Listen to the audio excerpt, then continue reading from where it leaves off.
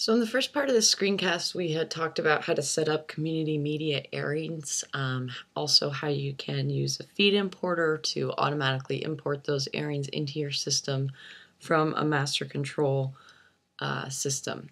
And so we're going to pick up on this screencast where we left off and show you how you can install the Community Media TV Schedules module so that you can have your airings or your TV schedules look similar to what you see on RETN and MNN's websites. So you can either follow along in the screencast or there is documentation posted up to the module as well. And again, what you're going to end up with is something like this, where you can pick the date that you want, and you can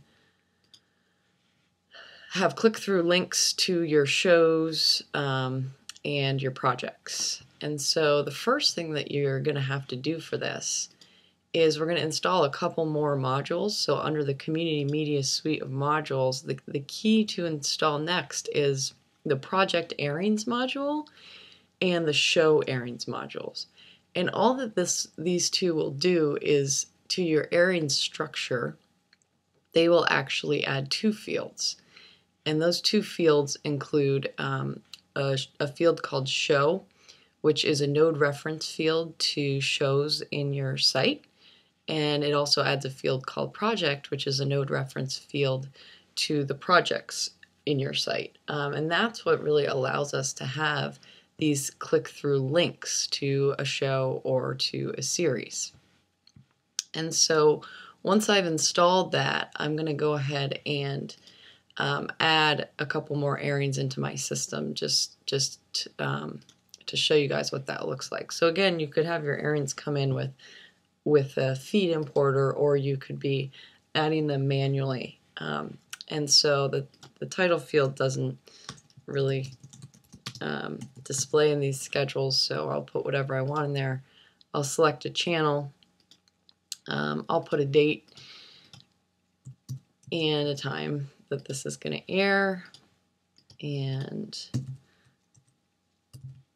then here are these two new fields that were added. And so again, you'll see this is a reference field, and so I can put in one of my test shows. Let's see. And I can also connect that to one of my test projects.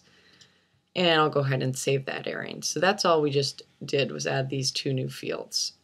And so then the only other thing that you need to actually install at this point will be the Community Media TV Schedules module. And if you're missing any of the required dependencies, it will prompt you about that. And this is also listed in the documentation. You'll want to have calendar and date installed, obviously, because this is a module that works off both of those. And then it integrates with Community Media Project, Community Media Show, Community Media Airings, and then, as I just mentioned, when you install the Airings module, you also have the option to then use Project Airings and Show Airings. So after we install the Community Media TV Schedules module, all that does is it provides us with a page where we can configure a few settings, and then the TV schedules page itself.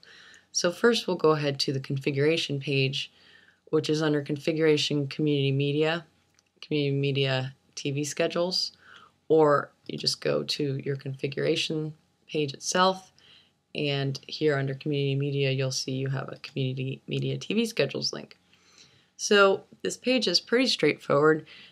You can choose if you want the time to be in 24-hour format or 12-hour format. And then if for some reason you wanted to theme the TV schedules yourself, which really just means you probably wanted the view that's included with this module. Otherwise, there's not a whole lot of need for this module, but you can check this box, and that will not put in all the overrides that the module writes for colors, and you could go ahead and theme that yourself. But for the most part, you're probably going to want to leave that unchecked. And then here's where you can set all the colors for the different areas of the TV schedules.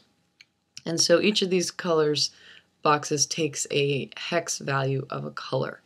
And if you're not sure what the hex value that you need is, you can either use a program like Photoshop to find that, or you can just go to a color picker online, such as colorpicker.com, and you can find here pretty much any color that you want, and drag this around, and that will give you this hex value in this box. And so all you're going to do is copy this value. Now, some color pickers online will include this pound sign in the box.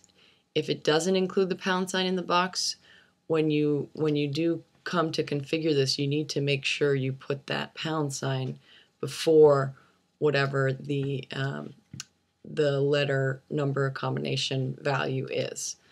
So because we're not going to be all that creative, we'll just go ahead and put in a few things here, and see what comes up. So this is where you can really experiment with what you want.